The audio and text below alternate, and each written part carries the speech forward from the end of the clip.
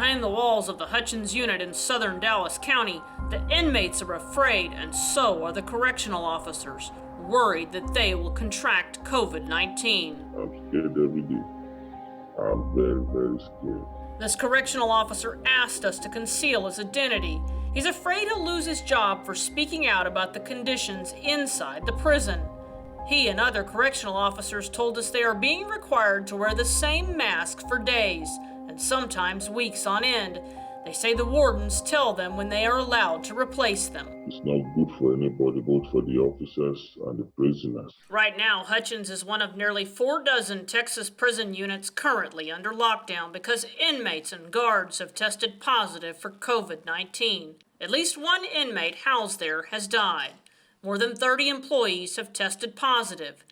80 prisoners housed there have had or have the virus, including Amanda Moon's husband, Jerry Don. Before I forget to tell you, I was the first one on this unit to test positive out of over 2,000 inmates. She can't visit him, but she does get his letters. They moved another guy in this small 8-man dungeon cell that I'm in. It's crazy because every time someone tests positive, the 14-day quarantine lockdown starts over. They tell of life behind bars for both prisoners and guards during the COVID-19 outbreak. An offender at Hutchins unit. Amanda's husband called us from prison. Hello. Hey, JD, how are you? I'm good, I guess.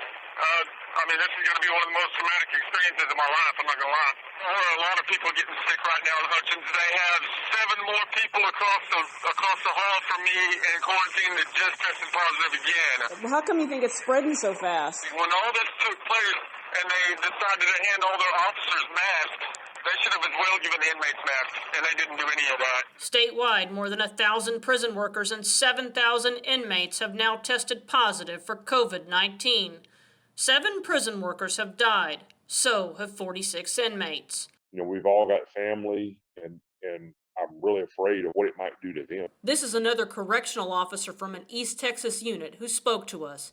He's also concerned about being targeted for speaking out. Offenders can't get it unless someone brings it in. He and other correctional officers said one of their biggest concerns is the prison system continues to send them to work at multiple units, including units that aren't their regular assignment. We shouldn't work one facility and then go back to work at another one and back and forth, back and forth. According to Hutchins correctional officers, guards are routinely sent to work at the understaffed Michael unit located in East Texas. Even the scientists have said you should limit your travel, Correctional officers told us guards have been crammed together in a van like this to make the 3-hour round trip. The driver that drove them, they now discovered that he had COVID-19. Prison spokesman Jeremy Diesel confirmed the driver of one of the vans did test positive. However, he says the vans are limited to 4 people, including the driver.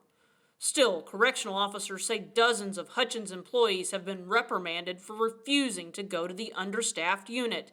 WFAA obtained one of those reprimands. It says you were instructed to travel to Michael unit. You refused to do so. I've told them I'm not going anywhere. Correctional officers aren't the only ones who were moved around by the prison system late into the pandemic.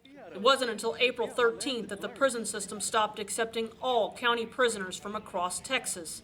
That's more than 2 weeks after the first inmate tested positive. Movement of officers, movement of inmates, this should have ceased early. Lance Lowry is a spokesman for the Correctional Officers Association of Texas. You don't have social distancing in prisons. Prison spokesman Jeremy Diesel defended the practice of sending officers to work at different units. Correctional officers that I know are a hardy bunch and a group that are determined to make sure that they're providing the best service that they can provide to the citizens of the state of Texas. Still, even TDCJ's COVID-19 policy says, if possible, staff should be assigned to a single facility with limited assignments to other facilities only when necessary to provide essential safety, security, and services. Correctional officers are assigned to whatever unit that they are assigned for that day. Diesel said there are no plans to stop the practice. But moving people isn't the only concern. Correctional officers we spoke to said that well into late March they were being discouraged from wearing masks. Administrators were telling officers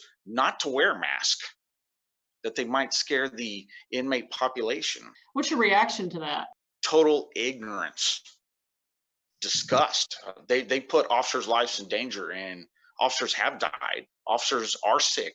Officers are hooked up to ventilators right now. Total incompetency. In Galveston, where the state's sickest prisoners go, a guard told us they worry about their personal protective equipment. We're putting our lives on the line every day for this agency, and the agency is not taking care of us. She also asked us to conceal her identity. She told us they are short-staffed, and some correctional officers have used the same N95 mask for up to a month. We're doing a job that nobody else wants to do. We deserve to be taken care of. Diesel, the agency's spokesman, told us correctional officers have been provided the proper personal protective equipment to do their jobs. I know that we have significant quantities of all types of PPE that are not only available at the unit level, but available for medical personnel and are stockpiled as well. At Governor Greg Abbott's direction, the prison system has now begun widespread testing, more than a month after the outbreak began in the prison system. We have a culture that does not like to change and is resistant to change, and you cannot be resistant to change in circumstances like this. In Dallas, I'm Tanya Iser.